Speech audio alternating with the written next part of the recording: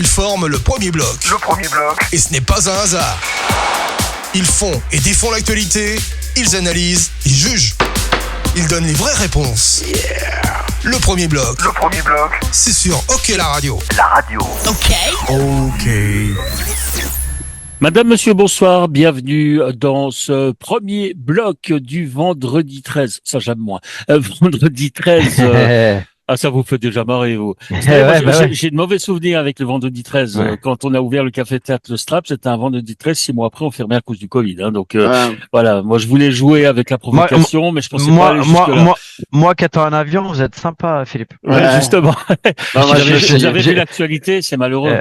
Ouais. Je veux pas vous foutre la pétoche, mais Bref. Je me suis marié un vendredi 13. Mais comme ça marche et pas. vous l'êtes toujours, ça n'a pas marché. Non, à 17 ans quand même. Bon, en plus, ouais. Bon, enfin bref, vendredi 13 juin 2025. Merci de nous rejoindre pour ce rendez-vous qu'on essaye de garder le plus vivant possible durant la période creuse. Un premier bloc où il sera question dans quelques minutes et de façon plus approfondie du prochain championnat du monde en Suisse, parce qu'il y a un énorme effort qui est fait actuellement par les organisateurs zurichois et fribourgeois en vue de cette compétition. Vous avez entendu les deux premières voix de ce soir, à savoir Laurent Perroton qui est en direct de l'aéroport de Nice. Bonsoir messieurs. C'était bien avec Albert hier. Ouais. Vous nous réexpliquerez dans quelques instants les circonstances. Très sympa. Ouais. Et puis bonsoir à Christian Ponty. Salut messieurs. Qui lui suit d'un œil particulièrement acéré la NHL. Il y aura peut-être quelques rondelles, peut-être. Enfin, on va évoquer ce qui s'est passé cette nuit, parce que le retour d'Edmonton est quand même extraordinaire. Voilà. Alors oui, Laurent, rapidement, avant que nous rejoigne Marc-André Berset, qui est notre invité aujourd'hui. Oui, vous avez été reçu par Albert et famille, parce que on va rappeler que vous jouez avec les Barracuda de Monaco. Exact. Et vous avez gagné cette saison. Ouais, on a gagné. C'était un peu le but, de réunir un peu des joueurs. L'entraîneur Rodrigue Papin a fait venir pas mal de connaissances. Et puis là, on a encore 2 recrues l'année prochaine pour essayer de monter dans les divisions. Moi, j'étais parti en disant, je fais 2 ans avec vous et puis on essaye d'amener le club en 3e division. Donc là, on est monté en 4. Là, l'année prochaine, on aura vraiment une grosse équipe. Et puis en fait, quand vous gagnez un titre à Monaco, il y a la fête des sports. Vous êtes reçu au palais. Exactement, elle a été élue le pays le plus sportif en Europe. Ils ont eu cette distinction cette année. Et en fait, on a été reçus. Il y avait toutes les délégations, tous les sports. Donc c'était très très sympa parce que j'ai parlé avec des nageurs, avec des footballeurs, c'était très cool. Et finalement, on a reçu la médaille de la ville. Et puis on voit que le sport a une place importante dans la principauté, mais c'est toujours très impressionnant. Et en plus, pendant cette semaine où il y a tous les grands chefs d'État, puisqu'il y a une grosse manifestation sur l'écologie à Nice, et puis du coup, je me suis retrouvé nez à nez avec Emmanuel Macron la semaine dernière. Donc et vous avez, il a dit salut Lolo. Non, c'est surtout. Il a dit qu'est-ce que tu fous là, Lolo? Mon fils, il a demandé qui c'est ce gaillard. C'est le président, donc comme quoi, il est bien informé. Non, mais c'était très très sympa. Et puis voilà. Et puis maintenant, il y a plus qu'à se reposer, puis repartir sur une année pour essayer d'aller chercher cette promotion, emmener le club en 3e division. Non, mais dis donc, Lolo, moi, j'ai un peu suivi les scores. Vous êtes un peu le PSG de Inline. Vous avez mis des seils à tout le monde, 16-4, machin. Objectivement, on s'entraîne pas ensemble, mais on a une équipe de 2e division. Voilà, donc, c'est clair, c'est une équipe où il y a de l'argent, ça s'entraîne pas, mais ça gagne. Et on va chercher ceux qui ont plus envie de faire trop d'efforts, mais on va les mettre. C'est le Neymar de Monaco. Les mercenaires. Donc voilà. Bon, messieurs, en attendant que Marc-André Berset nous rejoigne, l'émission 153, on va mettre à l'honneur les numéros 53. J'en ai un seul à vous proposer. Et il joue à la chaux de fond, c'est Jason Fox. Non, Jason Dubois. Dubois. Mais parce que Fuchs a joué à la chaux de fond. Oui. Mais Jason Dubois, et là je parle du défenseur. C'est rare qu'on parle d'un joueur de Swiss League, donc voilà, je voulais simplement nommer Jason Dubois. J'écoute vos propositions. Alors moi je pars sur un gardien, Nikolai Kabiboulin, donc qui a joué pratiquement 800 matchs NHL, champion olympique, Stanley Cup. En fait, c'est un gars que j'ai pas mal su, parce qu'il il est né la même année que moi, et du coup, ben, dans sa carrière, ça a été l'arrivée des grands gardiens russes, et du coup, voilà, c'était vraiment un gardien. Et puis son nom m'a toujours attiré. Donc voilà, c'est un numéro très très particulier quand même. Et finalement, bah voilà, pour un gardien d'avoir le 53, ça m'a touché, et puis ça m'a donné envie d'en parler dans cette émission. Absolument. Voilà donc pour le 53 de notre ami Laurent Perroton. Alors à propos d'amis, ben on accueille cette fois-ci Marc-André Berset qui nous rejoint à l'instant. On finit vite les numéros, nos numéros de maillot, Marc-André, et puis ensuite on va se tourner vers vous, bien sûr. Christian Ponty, votre numéro 53 à l'honneur aujourd'hui. Ouais. Bon, Marc-André, t'es pas né en 53, donc je peux en parler de toi. J'ai un peu de marge. Ouais. Non, alors moi, à 53, il y en a un qui est dans l'actualité et puis qui est un brillant joueur, c'est Jeff Skinner, Mhm.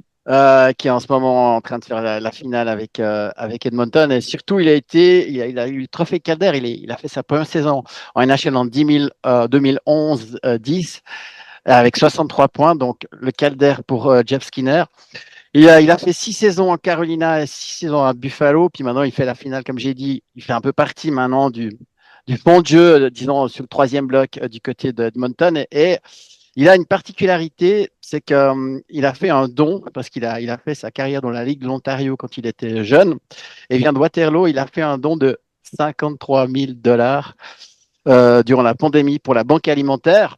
Donc, un beau geste de sa part. Et puis, c'est un gars qui marque le hockey. Et j'en ai un autre qui a aussi une particularité. Je ne sais pas si vous voyez qui c'est Jordan Spence.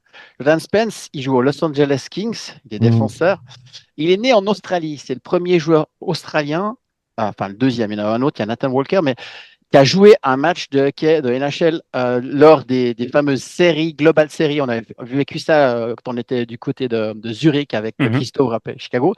Et donc, il est australien et c'est le premier match de NHL joué en Australie avec un Australien sur la glace. Donc, assez sympa pour un joueur australien de pouvoir jouer dans son pays, puis il est ambassadeur. Et mais, par contre, numéro 53 pour des joueurs, c'est quand même assez rare. C'est plutôt des numéros de gardien. Ouais, c'est vrai, on en a trouvé peu. Bon, il y a Chara, il y a Chara qui l'a eu aussi, mais celui-là, on en a tellement parlé de lui, mais ouais, il l'a eu à un moment aussi, exactement. Marc-André Berset, il n'y a pas de numéro 53 à Gauthieron. Il n'y a pas à l'heure actuelle, non. Non, à vendre, numéro à vendre. Je ne me rappelle pas d'un numéro 53 à Gauthieron. Non, je cherche aussi, je vois pas. Mais c'est rare, hein. 53 c'est bizarre, puis c'est un petit, ouais. Bien, Marc-André Berset, on vous accueille et merci de participer à ce premier bloc aujourd'hui.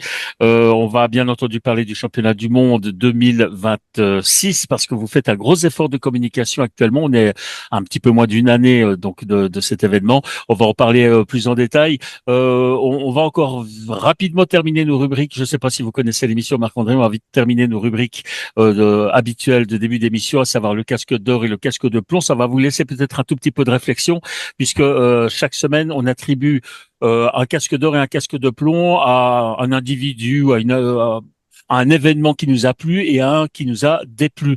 Alors, je vous laisse comme ça 30 secondes de réflexion, et puis on va écouter le casque d'or de Laurent Perroton. Alors moi, mon casque d'or, c'est évidemment à notre magnifique sport et surtout au Danemark et à la déclaration de Frédéric Dichot. Je sais pas si je le dis bien, le gardien de l'équipe danoise sur la télévision suédoise. Moi, ça m'a fait assez rire et puis j'aime bien la franchise. Et en fait, moi, c'est deux citations sur mon casque d'or et mon casque de plomb. Et lui, il dit suite à sa qualification, la qualification de son équipe contre le Canada, nous attendions pas à participer au carré final du championnat du monde. Certains n'avaient pas pris leur passeport avec eux. Eux, ils étaient à Herning, ils ont dû décider de placer à Stockholm. En Suède. Ouais. Et d'autres avaient déjà programmé des vacances à ces dates. Donc, du coup, ils ont dû tout annuler pour aller jouer à Stockholm. Et moi, j'ai trouvé ça assez amusant et puis assez franc. Et finalement, on voit que dans notre sport, tout est possible. Et avec l'équipe canadienne et ses stars, ils ont quand même réussi à se faire éliminer par le Danemark. Donc, voilà, j'ai beaucoup de fraîcheur dans cette déclaration. Christian Ponty, votre casque d'or. C'est aussi une belle histoire. En fait, moi, je le donne à la résilience d'Edmonton parce que hier soir, à la fin du premier tiers, il y avait 3-0. Ça faisait 9-1 sur les 4 derniers tiers. Et les gars, ils finissent par aller gagner ce match du côté de la Floride en prolongation. Et ils reviennent à 2-2 et récupèrent l'avantage de la glace. Donc, en fait, à la fin du premier tiers, ils étaient morts. La Stanley était quasiment jouée et les gars, ils reviennent à 9-1. Alors, je dis toujours, quand tu n'arrives pas à gagner, refuse de perdre.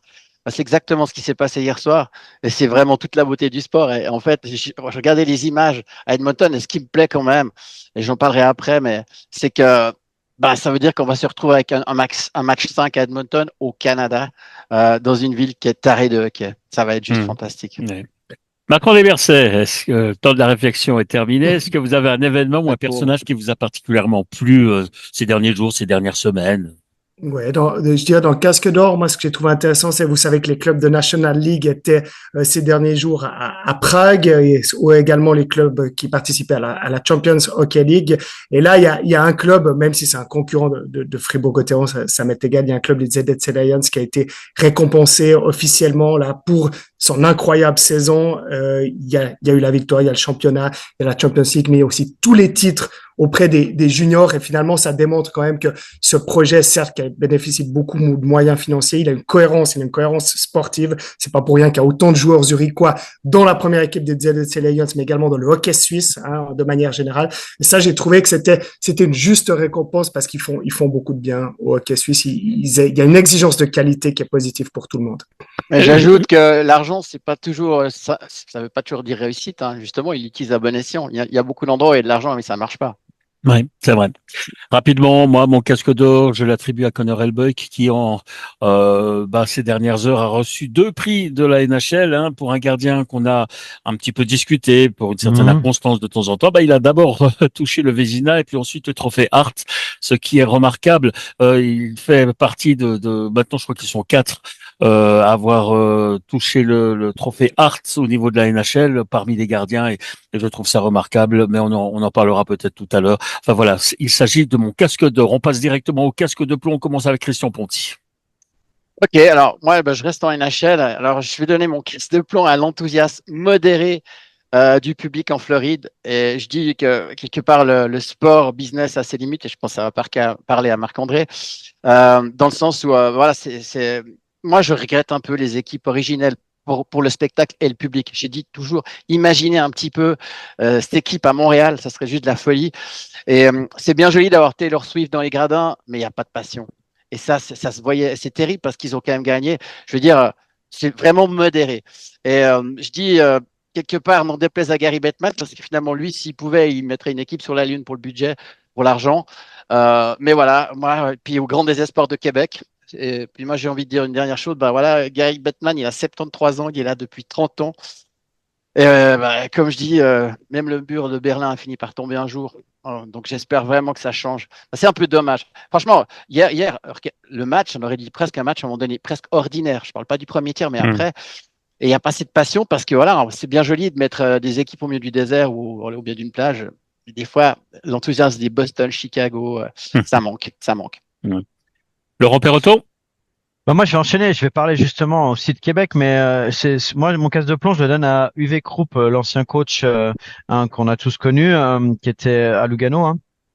Et sa déclaration politiquement correcte. On sait qu'aujourd'hui, on fait beaucoup de déclarations sur les réseaux sociaux pour les clubs, etc.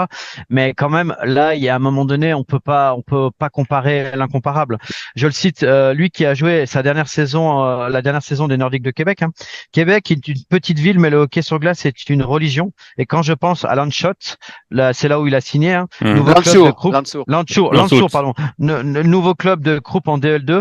À ce que les gens disent de cette ville, c'est le hockey qui définit Landshut exactement comme Québec. Pour moi, le hockey sur glace est ancré dans l'ADN de cette ville et me fait rappeler Québec.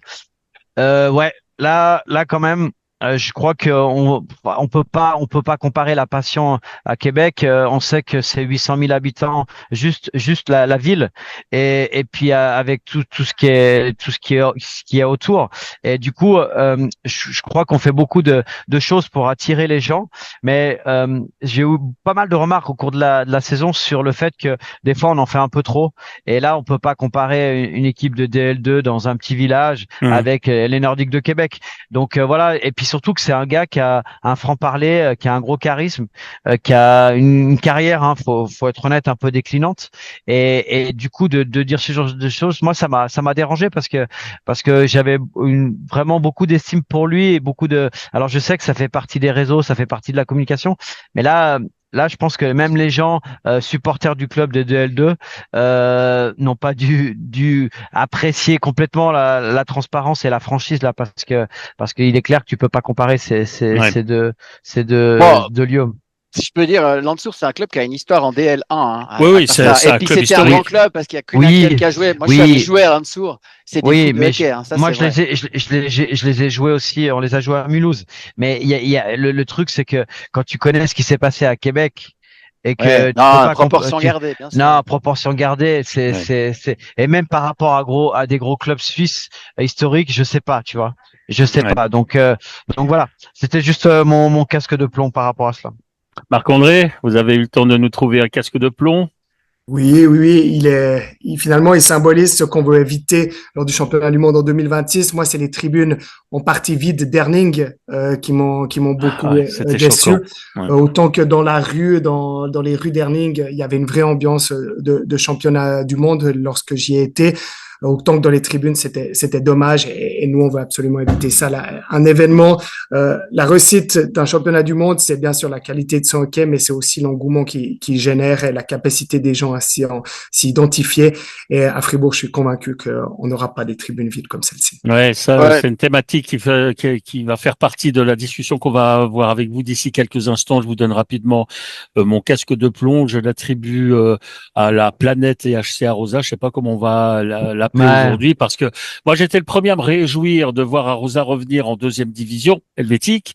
Le problème, c'est que d'abord, il y a des rumeurs incroyables concernant d'argent. l'état des finances, pas d'argent. C'est vrai que depuis on va pas dire quelques jours parce qu'Arosa, à l'époque, notamment à l'époque d'un certain Fetcherin, avait pris la bonne habitude d'annoncer chacun de ses transferts. Pour qu'on en parle tous les jours, il annonçait un joueur par jour. C'était finalement un bon truc marketing. Je pense que Marc-André dira pas le contraire. Et là, plus trop de nouvelles d'Arosa. Bon, il est plus là. Il est plus là. Ouais, alors est parti. Fetcherin, il est plus là. Ouais, Fetcherin, il est Ah. plus là. Il a ouvert son commerce dans la station. Mais enfin voilà, avec le nouveau comité d'Arosa, c'est bizarre. Moi, je voulais en savoir plus. J'ai essayé de contacter le président. Pas de réponse. Ça s'annonce pas bien, à mon avis. La saison prochaine au niveau de la Suisse League avec Arosa, malheureusement. J'espère qu'ils ils me feront mentir ce propos. Mais enfin, toujours est-il que je me fais un peu de soucis. C'est donc mon casque de plomb d'aujourd'hui. Voilà. Alors, on va profiter parce que je sais que son emploi du temps est chargé, un agenda de ministre. C'est Pierre Calbert que vous avez. Oui, parce qu'on n'était pas là en début d'émission. Je dois quand même vous préciser que Laurent Perroton est avec nous depuis l'aéroport de Nice, puisque hier soir, il a été reçu par le prince. Enfin, il est plus le prince, on l'appelle comment maintenant? Le roi Albert, non? Bon, je sais pas, je l'appelle Enfin, Albert. par Albert, puisque notre ami Monseigneur. Perroton, ouais, parce que notre ami Perroton avec son équipe des Barracuda de Monaco, a fait une promotion à la fin de cette saison. Donc, il a été reçu au Palais Royal. Comme ça, Marc-André Berset, c'est tout. Alors, La barre Marc-André. est placée haute. Hein. Justement, bah oui, alors évidemment. maintenant, je vous parle de prince, je vous parle de roi, je vous parle de Perroton. Alors maintenant, vous allez nous présenter également exactement votre rôle actuel, Marc-André Berset, parce que on s'y perd un peu finalement entre le championnat du monde, entre Fribourg-Gotteron, etc. Expliquez-nous ça. Est-ce que ce sont des mandats différents? Vos rôles.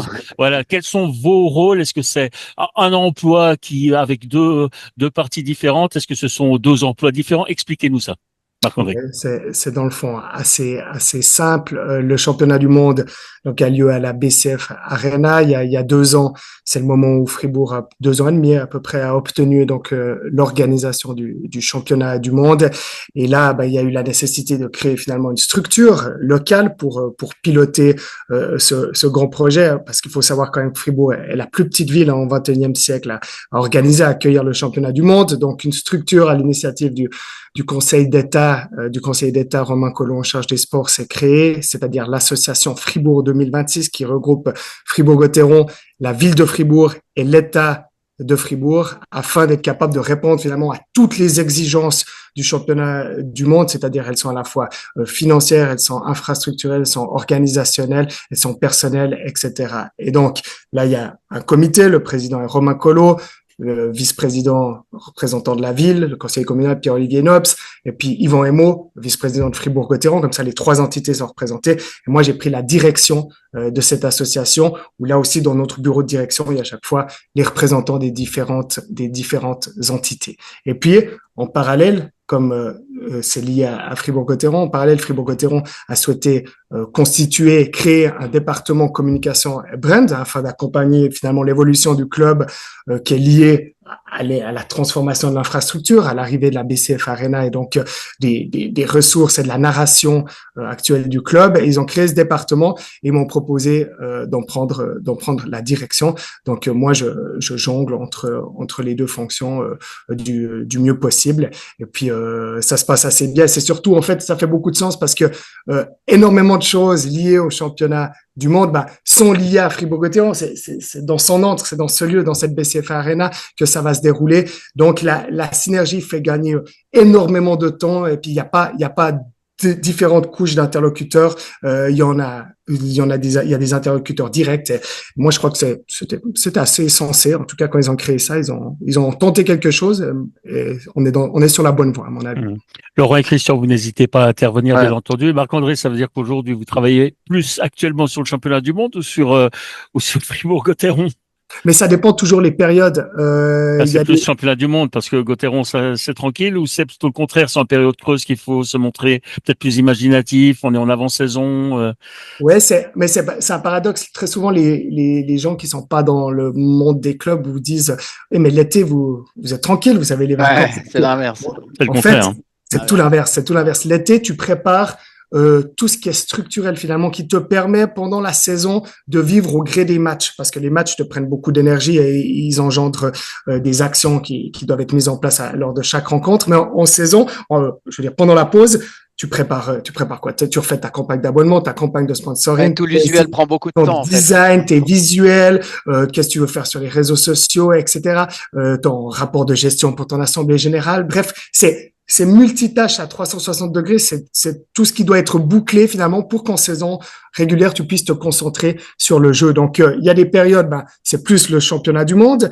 Il y a des périodes, c'est plus Fribourg-Gotteron. Pendant les playoffs, t'es forcément plus sur Fribourg-Gotteron. Là, en ce moment, pour le championnat du monde, on est dans une période importante parce que c'est la dernière longue pause, même s'il y aura février, 3 semaines et demie, mais c'est pas suffisant. C'est la dernière longue pause quand tu veux faire des grandes modifications en termes d'infrastructure. Et nous, on en fait. Dans un souci d'héritage, on construit un nouveau vestiaire pour le championnat du monde, un vestiaire supplémentaire pour répondre au cahier des charges, mais qui ensuite va être dédié au Fribourg-Gotteron Ladies. Donc, on est vraiment dans la legacy pour utiliser l'argent qui est mis sur la table, l'argent public en partie, l'argent de Fribourg-Gotteron et avec le comité d'organisation pour que chaque fois il y ait une trace, ce soit pas un one shot, mais que cet événement, ce championnat du monde, laisse quelque chose à la population, ce qui est d'ailleurs un souci majeur, à mon sens, aujourd'hui, tous les grands événements, et les JO l'ont bien compris, puisque c'est clairement à leur agenda. Mais quelque part, vous êtes gagnant aussi, parce que c'est aussi la possibilité de justement améliorer tes structures, parce que pour l'événement, l'exemple du vestiaire, c'est un bon exemple, mais je pense qu'il y en a d'autres, parce que finalement, ces structures, si tu les mets en place pour le mondial, peut-être qu'après, tu peux, et j'imagine que c'est fait dans cet esprit-là, les utiliser pour améliorer justement tout ce qui est structurel au niveau du club. Donc toi, tu es mandaté par Fribourg-Gotteron, tu as 2 mandats finalement. Moi, je suis engagé par les 2 entités. Ok, c'est ça. Donc tu as un pourcentage dans les 2 qui est variable en fonction des périodes, j'imagine. Ouais, qu'on essaye de construire au mieux en fonction des périodes. Après, vous connaissez le jeu, quand vous êtes dans le sport, partout. Ouais. dans le sport, dans la communication, c'est comme dans le journalisme. Finalement, tu le fais d'abord parce que t'es passionné par ça, sinon ça peut pas marcher. Ah ouais. Et donc tu t'investis pleinement.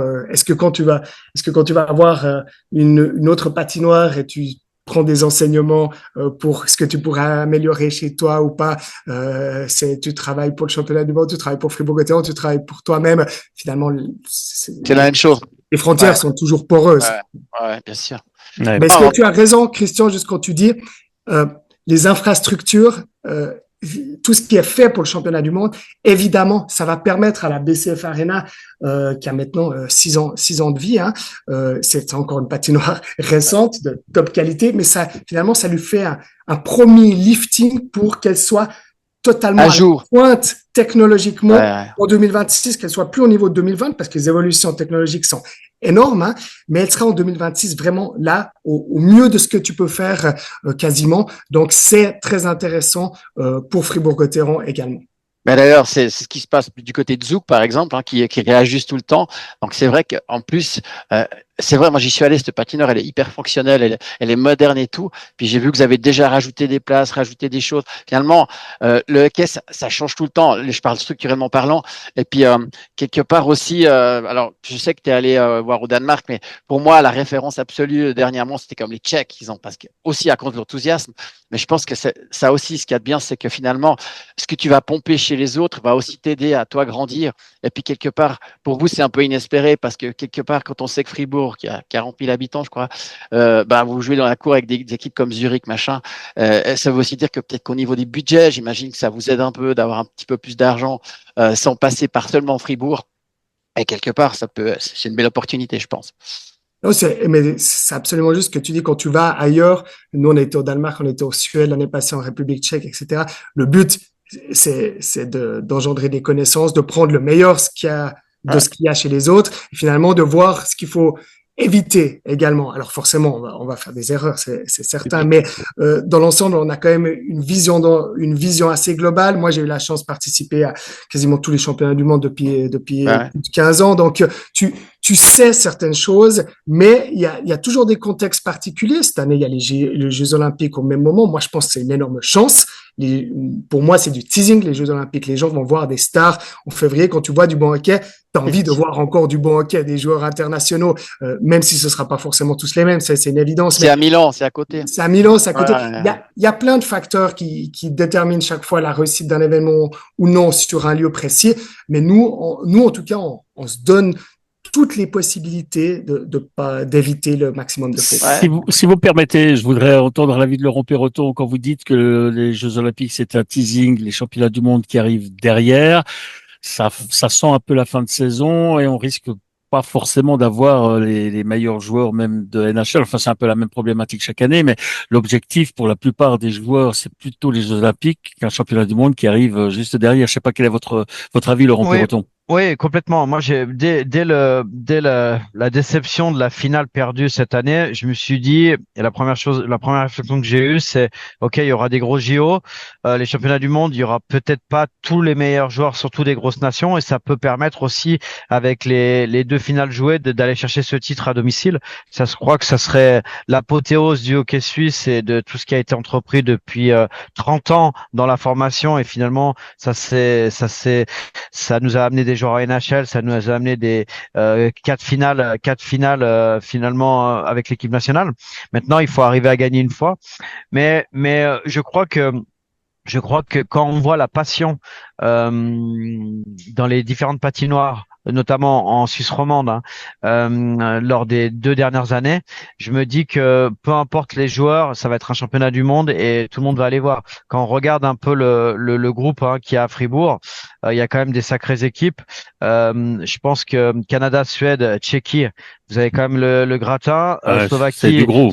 Slovaquie, c'est en progression et chez les jeunes, et il y a des petits jeunes qui arrivent, donc ça progresse et ils ont pris un peu le pas sur la Tchéquie. Donc voilà, il y a quand même des équipes nationales qui sont suivies par du public. Donc du coup, ça amène du monde dans les patinoires.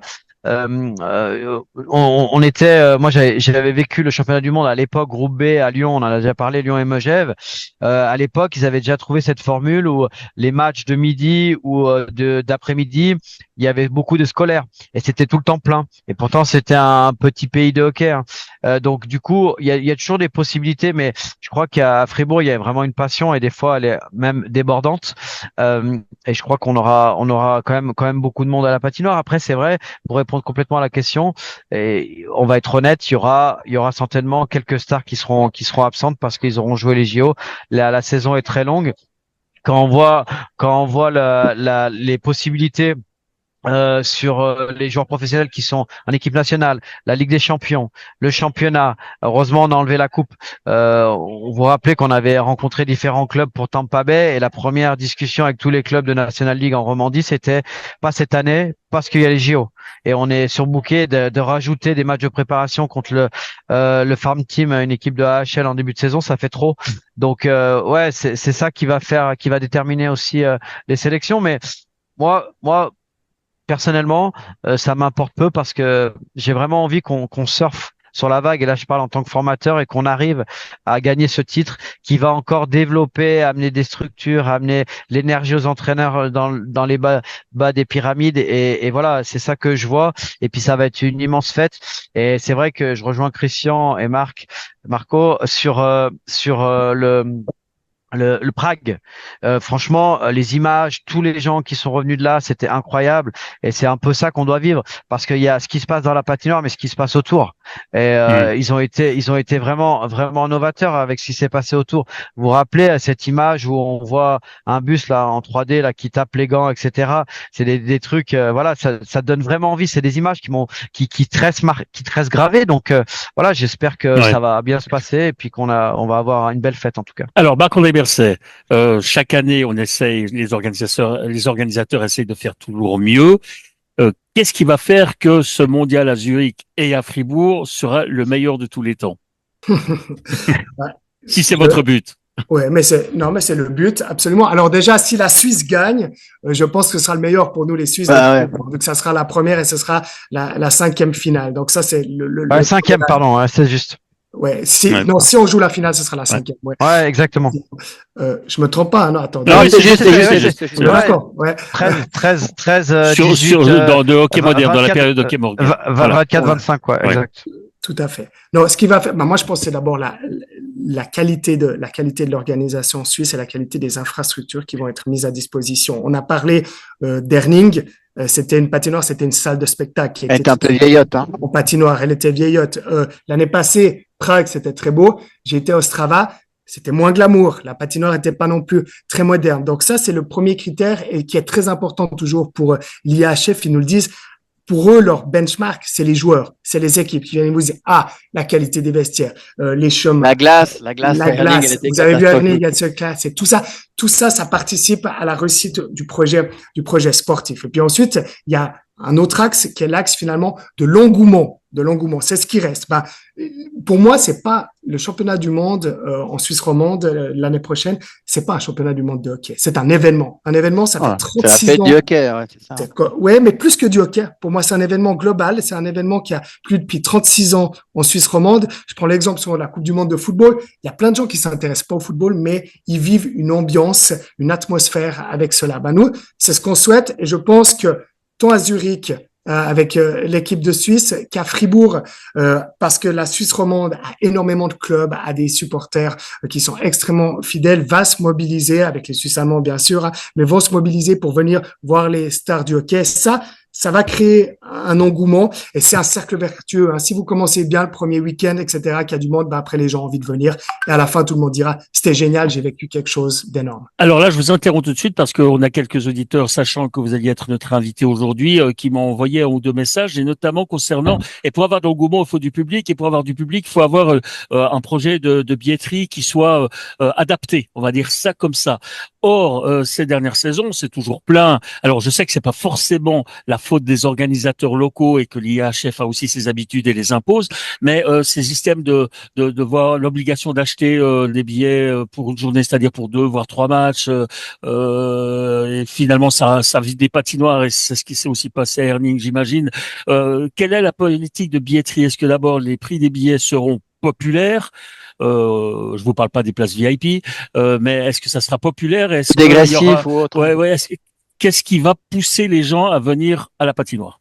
Alors d'abord, il faut bien comprendre la structure. En termes de hiérarchie, c'est le comité d'organisation suisse, donc qui chapeaute les 2 sites, qui est en charge de la politique de billetterie. Évidemment, nous, à notre échelle locale, on les a sensibilisés sur la nécessité d'avoir un événement populaire. On a une culture de la patinoire pleine à Fribourg, 2 ans qu'on joue à guichet fermé. Accord d'Europe.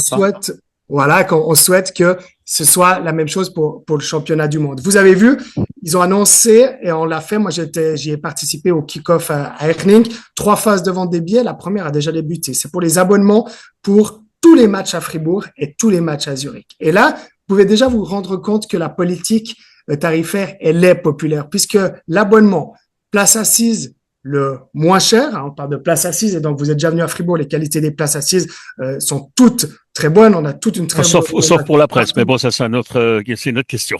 Voilà, ça c'est un débat. Ducas, il est pas content avec l'ascenseur, je crois. Ouais, je crois, voilà. Et puis les chaises. Et les chaises surtout. Hein. Non, mais là, vous avez vu les prix, on a moins de 40 francs par match pour les places assises. Moins de 40 francs par match pour les places assises. On parle pas de places debout parce que vous savez qu'il y aura des places debout à Fribourg aussi. On s'est battu pour cela. Et il y aura un secteur qui sera conservé. Donc, on aura des prix encore plus bas pour les places debout. Donc là, vous trouvez ces prix-là pour l'abonnement pour tous les matchs à Fribourg, tous les matchs à Zurich, je crois que sont un petit peu plus chers parce qu'il y a l'équipe de Suisse. Et puis, à partir du mois de septembre, vous aurez la vente pour les billets journaliers, c'est-à-dire 1, 2 ou 3 matchs dans la même journée, selon les jours. Et puis, à partir il n'y aura pas d'obligation d'acheter pour les 3 matchs, quitte à n'être intéressé que par un seul.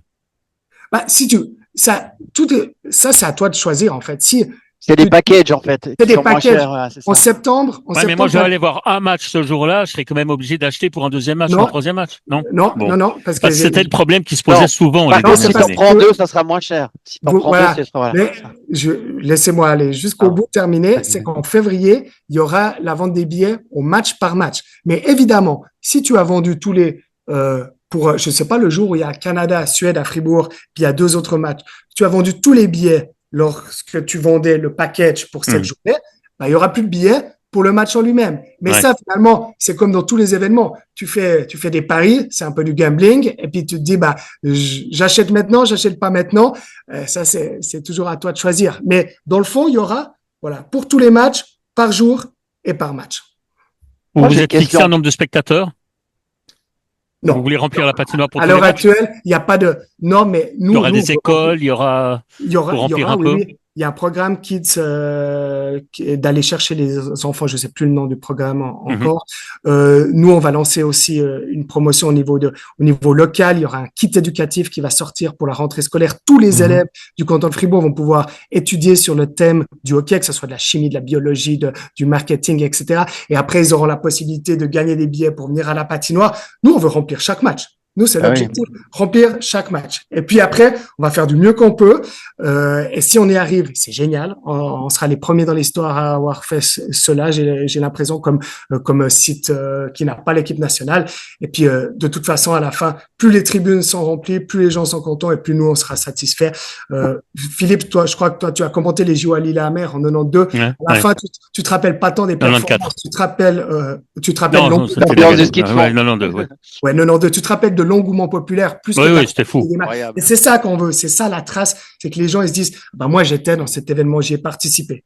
C'était 94, 92 c'était Albertville. Voilà, 92 c'était Albertville. Oui, je vous laisse encore Laurent et Christian intervenir un peu parce que je sais que le temps de Marc-André est compté, il nous reste quelques minutes à peine. Alors allez-y, et puis j'aurais quand même une dernière question à lui poser. Moi, c'est par rapport à l'engouement populaire, pardon. Est-ce que vous allez aussi faire un village autour de la patinoire, comme ça a été fait, par exemple, j'ai vu en Lettonie et ça cartonnait. Et même, regardez, en NHL en ce moment, pendant toutes les parties à l'extérieur, il y a un village autour avec une ambiance particulière, un peu comme ça se fait dans le tennis, parce que j'imagine que ça a été prévu. Et si oui, est-ce qu'il y aura des transmissions des matchs sur écran géant et puis avec pas d'entrée, ouvert à la population? C'est ça que je veux dire, dans le côté populaire, c'est ça que je veux dire.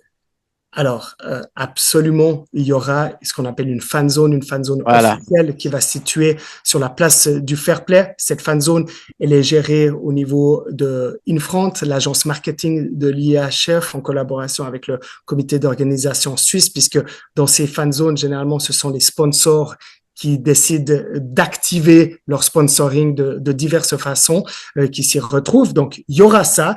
Il y aura sûrement de la diffusion des matchs. Ça doit être défini encore Comment? Parce que le but est toujours que les gens à la fin ils rentrent dans la patinoire aussi. Hein. C'est bien qu'ils restent dehors, si c'est plein, entre les matchs. Si c'est plein, évidemment là que tu donnes l'alternative. Là c'est évident. Si c'est pas plein, c'est toujours une discussion à peser le pour et le contre. Tu veux montrer avant on en a parlé, Erling, ça nous a tous choqués. Nous on veut pas ça. On veut que les gens viennent dans la patinoire. Et puis il y aura l'autre volet, mais qui est complémentaire, c'est-à-dire finalement la ville. Au sein de la ville, on va brander la ville de Fribourg et certaines des communes aux alentours, comme les bus, il y a expliqué avant du monde, ça soit avec des drapeaux, avec des bus, avec des animations, et la place Georges Piton, notamment espace public réservé pour les activités de l'association durant le championnat du monde, sera mise à l'honneur avec différents éléments qui sont en cours de construction. On n'a pas encore finalisé les choses, donc on peut pas les annoncer, mais il y aura d'ores et déjà, c'est la mini BCF Arena. La mini BCF Arena, vous l'avez peut-être suivi, c'est une patinoire qu'on a acheté, une patinoire mobile, écologique, durable, qui se balade chaque mois de commune en commune dans le canton de Fribourg. C'est gratuit. Les sans glace, hein. Patiner, c'est de la glace synthétique. Ouais, c'est ça, sans glace. Et là, elle a un véritable succès. Il y a déjà eu plus de 13 000 personnes maintenant qui en 6 mois qui ont griffé cette glace synthétique, hein. Et pour l'immense majorité, c'est des gens qui ne vont pas sur la glace, donc tu touches un autre public. Et là, on est de nouveau, je pense, dans notre cœur, c'est-à-dire que c'est plus que les fans de hockey, c'est un événement. Tu vas chercher du monde qui n'a pas forcément rapport au hockey sur glace. Donc toutes ces actions sont mises en place pour que ça soit une fête populaire et qu'on fasse venir des gens de tous les âges, de tous les milieux et finalement de toutes les passions. Laurent, encore une remarque à faire? Non, mais en fait, c'est rigolo parce que nous, on est en train d'organiser quelque chose de similaire. On fait une World Cup des petits États. En fait, le président de Monaco nous a nous a demandé via mes relations avec la fédération. Et finalement, à la fin de cette World Cup des petits États, il y aura toute une installation qui va être faite. Et les championnats du monde, et là je parle de inline, seront faits en 2027 en France. Et du coup, la préparation de l'équipe de France va se faire à la fin de cette World Cup des petits États pour bénéficier de l'infrastructure. Et du coup, on est toujours dans la logique et dans la promotion du sport et de l'événement. Et en fait, Monaco, par exemple, où j'étais hier soir, ils sont très forts là-dessus. C'est-à-dire que dès qu'ils font un event, quand vous allez au Grand Prix de Monaco, il n'y a pas que le Grand Prix de Monaco. Et en fait, c'est là-dessus où je pense que Fribourg a bien travaillé, a bien commencé à travailler. Et c'est aussi ramener finalement par d'autres vecteurs des gens dans la passion du hockey et dans la fête populaire qu'est le championnat du monde. C'est pour ça qu'on adore les championnats du monde, hein. Philippe, chaque année, on attend avec impatience ces championnats du monde parce que c'est évidemment, il y a la compétition, mais à côté de ça, il y a toute cette passion du hockey et de rencontrer les gens, etc. Et moi, j'en ai fait plusieurs et à chaque fois, tu rencontres des gens, t'as des souvenirs. En fait. Oui, c'est une ambiance exceptionnelle, les championnats du monde. Et ce que j'ai beaucoup aimé dans le discours de Marco, c'est justement les passerelles entre l'événement, attirer les gens et puis ce qui va se passer après. Quand moi je vais à Albertville à chaque fois et que je vois que la patinoire elle est démontée, qu'il y a des halls derrière, il y a un mur de grimpe, il y a rien du tout, il y a rien. Et il y a 300 spectateurs et qu'ils jouent en 4e division française. Moi, je trouve ça complètement absurde. Absolument. Voilà. Moi, je vais juste rajouter une dernière chose. Vous avez un sacré allié, l'air de rien, en ayant les Tchèques qui sont des gros buveurs de bière et la Suède, dont il y a la moitié qui joue à Fribourg. Je rigole, c'est pas anodin. Et puis le Canada, qui est quand même une sacrée nation. Donc pour dire que c'est une belle compensation qui est pas la Suisse, sacré tirage. Et l'Italie, donc les Stampizza vont cartonner. Je rigole, mais c'est juste pour dire que de côté populaire, il y a tout ce qu'il faut aussi. Hein. Alors, parce que Canada, Suède, c'est balèze et les Tchèques, ils sont incroyables. Alors justement, les Slovaques aussi, ils se juste. Côté populaire, Marc-André, ça sera peut-être un des points clés pour le bon accueil des supporters à Fribourg, parce qu'il y a des supporters suisses, bien entendu, mais il y a aussi tous les étrangers qui vont arriver. Il y a un gros problème d'hébergement quand même à Fribourg, non? Manifestement non, d'après les experts du domaine. Ouais, sauf si vous arrivez avec votre tente et que vous allez peut-être Berne, c'est à 20 minutes en voiture, à la Poya, enfin je sais pas. Non, je crois que non, et je l'espère, hein, très sincèrement.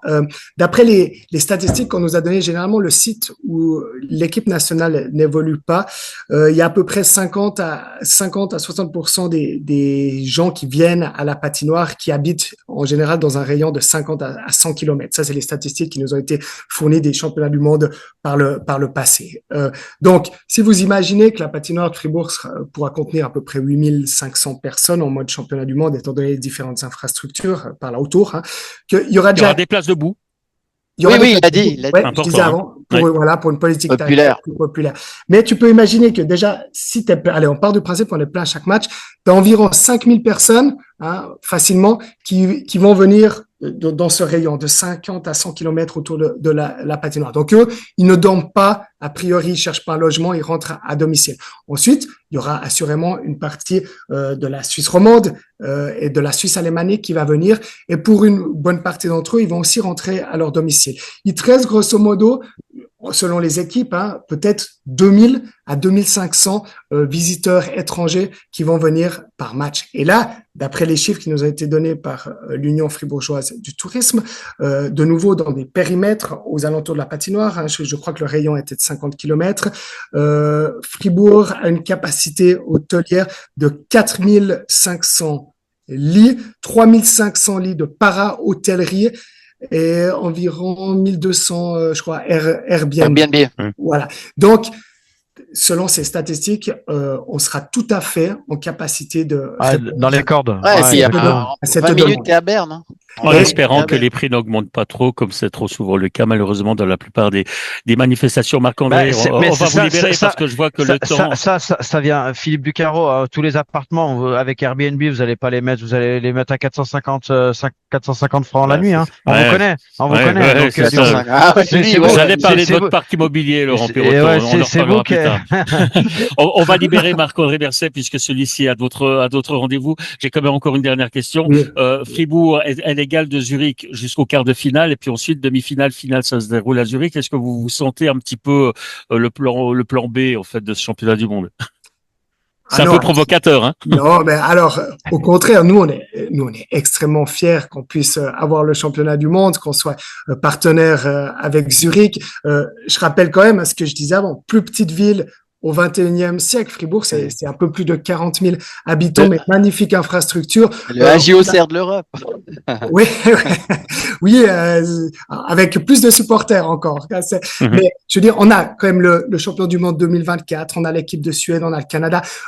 Nous, on voit absolument aucun problème. C'est normal que la demi-finale et la finale soient sur le même site puisque c'est pour respecter l'équité sportive et qu'il n'y ait pas de trajet entre deux pour les équipes. Ça a toujours été comme ça historiquement. Non, c'est OK. Zurich a une plus grande patinoire. Ils peuvent satisfaire plus de monde. Tant mieux. Il y a plus de public suisse qui pourra s'y rendre. Nous, on est vraiment très heureux de ce qu'on a et j'invite vraiment, toute la Suisse romande et la Suisse à venir à ce championnat du monde. Faisons honneur à cette tradition qu'on a en Suisse romande de remplir les patinoires, d'assurer l'ambiance. Ça, on doit le faire tous ensemble, vraiment, en souhaitant voir du beau hockey puis en participant à un événement qui est quasiment unique. Quand je dis unique, ça fait, je rappelle, 36 ans qu'il y a plus ça. Et le bénéfice de ce championnat du monde, c'est aussi indirectement pour Fribourg-Gotteron qui va profiter. Alors là, je parle à l'homme à la deuxième casquette qui va aussi profiter au club finalement. C'est ce qu'on disait au début, ouais. Indirectement. Oui, puisque vous savez peut-être toutes les rentrées d'un championnat du monde vont soit pour l'IHF, soit pour l'agence marketing ou pour le comité d'organisation. C'est toujours la question, tu n'as pas de rentrée directe, tu as des rentrées indirectes, visibilité de la BCF Arena, donc pour accueillir d'autres événements, pour se positionner, puisque vous savez qu'on a diversifié énormément les activités à Fribourg. Hein. Il y a du uni-hockey, il y a Arton Ice, il y a des concerts, etc. Donc vous allez montrer votre outil, il va être valorisé à l'international. Hein. C'est diffusé sur 190 chaînes dans le monde, le championnat du monde. Donc, c'est quand même énorme. C'est près de 1000 médias au total qui viennent entre les deux sites. Donc, ça va mettre en avant la BCF Arena et puis ça va mettre en avant touristiquement le canton de Fribourg. Mais ce sont des retombées que tu peux pas calculer comme ça. T'as pas le chiffre, tu peux dire directement. Par contre, tu sais que c'est favorable. Du moment que tu fais bien les choses, ça va t'aider pour la suite, pour continuer à rester attractif.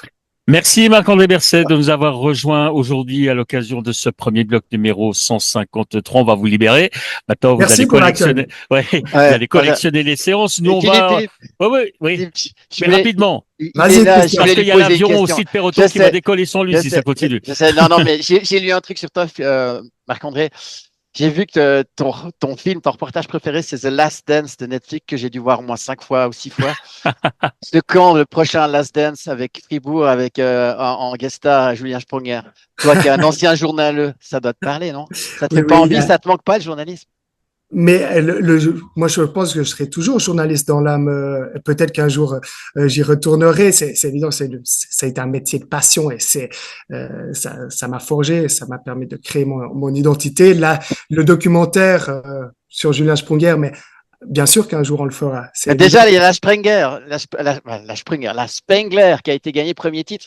Et Ouais. je me disais, mais tu peux faire avec ce qui arrive à Fribourg, ça pourrait Mais être il faut dire que fantastique. Gauthieron est assez actif Ouais, au niveau image en ce moment. ouais, je D'ailleurs, pense que tu en es un peu avec responsable. ses fameux rendez-vous, je pense que Berset derrière, c'est quand même un homme de télévision. Mais c'est vrai que Gauthieron se montre aussi, Gauthieron, pardon, vous vous montrez avec le Mondial 2026, vous vous montrez très actif aussi sur les réseaux sociaux. Bah, on essaye et je pense qu'avec la web série notamment qu'on fait Hum. pour Philippe, tu as participé hein, Ouais, pour le premier ouais. épisode Ouais, j'ai vu, pour hein. la promotion finalement du Avec tournoi. Slava et tout, et Ankan. Voilà, là on a sorti le deuxième épisode avec Christian Stetter, Ouais. Sandy Jeanin, Gian Gilly, etc. Et puis qui était le dernier? Laurent Meunier qui était aussi là. Il y en a un autre qui va bientôt sortir avec différents acteurs qui ont évolué sous l'ère Kruger. Mais on doit mettre en image parce que les gens aiment se souvenir, mais ce qui leur permet ensuite de se projeter dans l'événement et de s'imaginer des choses. Et finalement, on a tous envie un petit peu de rêver et ils se disent ah ben on va de nouveau vivre quelque chose comme cela. Et tant pour Fribourg-Gotteron pour le championnat du monde, moi je suis un adepte convaincu homme de télévision que l'image compte énormément. Faut Et laisser des nous, traces. bah oui, c'est des traces, c'est notre héritage et faut aller dans ce sens-là. Et on va continuer sur cette voie. Je crois que c'est l'avenir.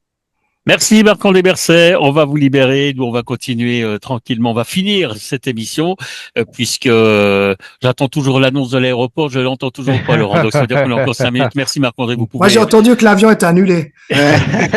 Vendredi Bon, 13, c'est tant bien. mieux. lui ça l'embête pas de rester dans la Tant mieux. région Ah oui. là-bas. Hein. Ah, c'est très, très, très sympa. Dernière annonce pour le passager. Laurent Perrotin. Laurent Perrotin, Bonne journée à tous. that's Merci cool. pour Merci, l'accueil. Marc. merci Salut, à Marc-André. bientôt. Ciao, ciao. À bientôt. Voilà, messieurs, on profite qu'il est plus là maintenant pour. Enfin, il nous entend encore peut-être. Non. Voilà, on a fait une brève présentation de la problématique de ces championnats du monde. On espère effectivement que ça va bien que ça va bien marcher. Il y a juste ce petit doute que l'on a par rapport au fait que ça arrive après les Jeux Olympiques. Voilà, c'est au résumé. Ouais, ça c'est sûr, mais finalement ça, si à la fin l'équipe de Suisse l'emporte, on n'en parlera même pas. On n'en parlera même Hmm. pas, et c'est ce que je souhaite. Moi, je crois que en fait la grosse déception de cette année avec cette défaite contre les États-Unis, c'était de se dire, ok, maintenant c'est en Suisse, ça va être la fête. Il y aura tous les médias qui vont être présents. Nous, Planet Hockey, je pense qu'on va être très actifs pendant ces championnats du monde, et du coup d'aller chercher ce titre à domicile. Je crois qu'il y a pas plus beau, et ça serait vraiment la cerise sur le gâteau d'arriver après tant d'années, tant d'efforts, arriver à avoir ce titre à la maison. Et si finalement il n'y a pas les grandes stars NHL parce qu'ils ont fait les JO et qu'on est champion du monde, moi ça me va très bien. Eh ben, puisque vous parlez d'être actif sur un événement comme celui-là, on va vous parler peut-être déjà de cette saison 2025-26. On aura trois gros moments pour nous. Nous aurons évidemment, nous commencerons la saison avec notre fameuse Coupe des Bains, où nous serons de nouveau en direct depuis Verdon. L'air de rien, c'est important parce que ça nous permet quand même de voir les équipes avant le début du Ça marche championnat. très bien. Nous aurons 2 envoyés spéciaux aux Jeux Olympiques. Donc, ça nous permettra d'être au plus près de l'actualité. Et puis, effectivement, il y aura ce championnat du monde en Suisse que nous essayerons de couvrir du mieux possible. Voilà, parenthèse refermée. Messieurs, qu'est-ce qu'on fait? On termine avec quelques rondelles? Ouais, bon, les rondelles, c'est ça, c'est surtout pour parler de ce qui s'est passé hier soir dans les Ouais. grandes lignes. Mais ce qui est fou, c'est on a assisté à un match complètement incroyable et puis surtout un retournement de situation qui était totalement improbable. Moi, je veux dire, si on prend les avant, sur l'avant-dernier match et le premier tiers, les 4 derniers tiers, ben, il y avait même pas photo. C'était une seule équipe et c'était du hockey total. C'est-à-dire que Florida n'avait pas de défaut. Ils étaient bons devant, bons en contre-attaque, ils étaient bons sur l'échec avant. Ils ont commencé le match d'avant, après une minute, il y avait déjà un 0, ils ont pris à la gorge, c'est ça. Et en fait, ils ont refait le même coup hier. Donc, qui sait qu'aurait parié un copec sur un retour de hier soir d'Edmonton, et ils l'ont fait.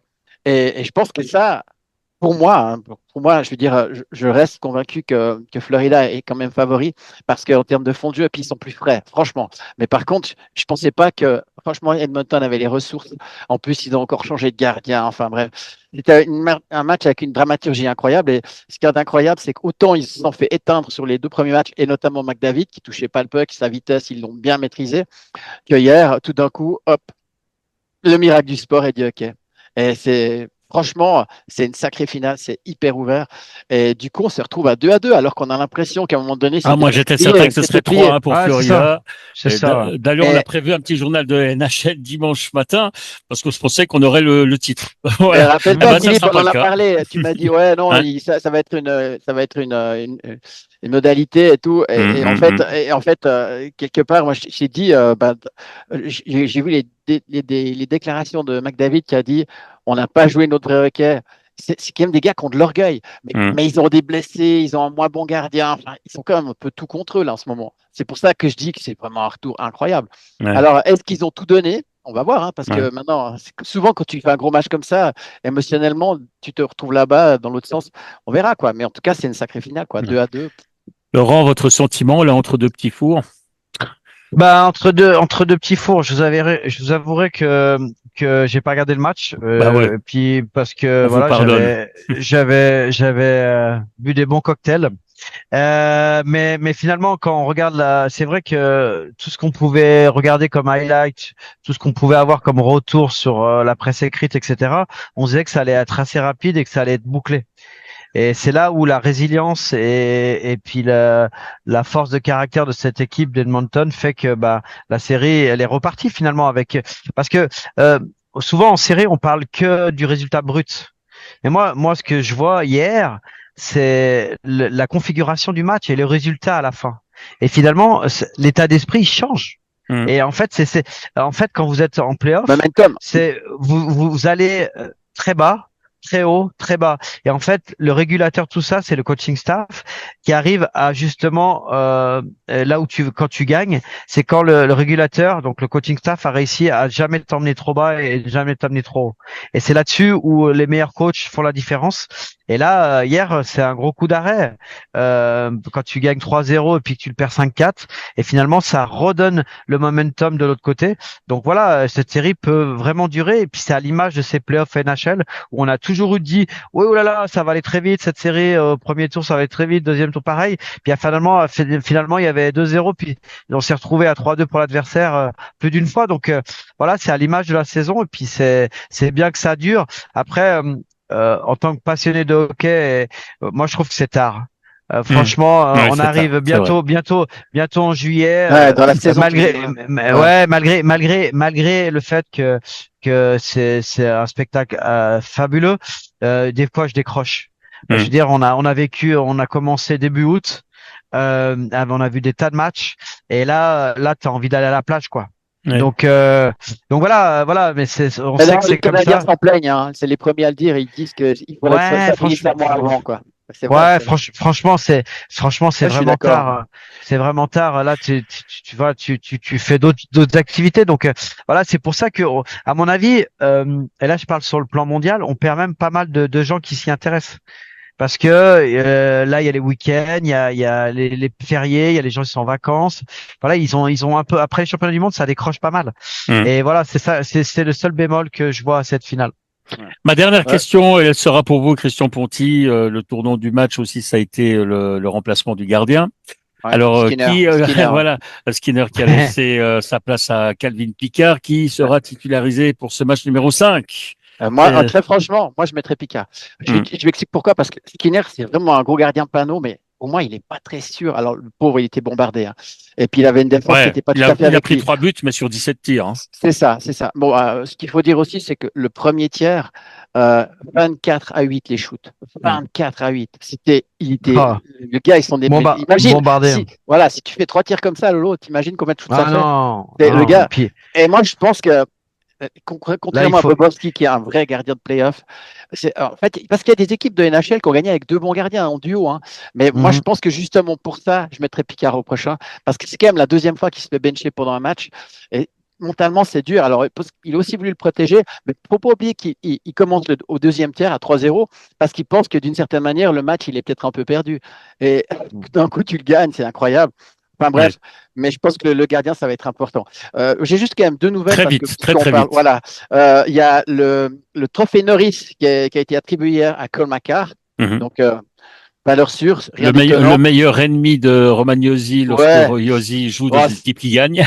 Voilà, mais cette année, c'est une année compliquée pour Yosi, on le sait tous, hein, mais c'est juste pour dire qu'Al Makar, c'est déjà le troisième qu'il a. Et puis de l'autre côté, aussi un défenseur, c'est le trophée Calder, meilleur jeune. Et c'est qui, d'après vous? C'est Len Hudson. Et c'est juste pour dire qu'une fois de plus, c'est bon signe pour Montréal. Parce que déjà, si tu prends ceux d'avant, c'était Bédard, Seidler, Kaprizov, Makar. C'est juste pour dire qu'ils ont une pépite là, Montréal. Vraiment. Bon, messieurs, on va rester là. Merci beaucoup d'avoir participé encore une fois à cette émission que vous allez pouvoir retrouver sur les réseaux sociaux, que vous retrouverez en rediffusion également sur Hockey la radio. Merci beaucoup. Prochain rendez-vous important pour nous, et ça sera avec Christian Ponty et Arnaud Houffer. Ça sera dimanche à l'occasion d'un petit journal de la NHL après le match numéro 5. Ça veut dire qu'on ne connaîtra pas encore le champion de la Coupe Stanley, puis on essaiera de s'organiser pour vous proposer encore un ultime journal de la NHL après après la remise du trophée. Avec Florida qui effectivement continue de pointer avec l'étiquette de favori, mais pas autant qu'avant sans doute. Merci messieurs. Bon retour en Suisse, Laurent. Bon retour dans votre cuisine, Christian Ponty. Et on se retrouve donc dimanche sur le coup de 11h pour un petit journal de la NHL. Excellente fin de journée à toutes et à tous et à très bientôt. Bye bye.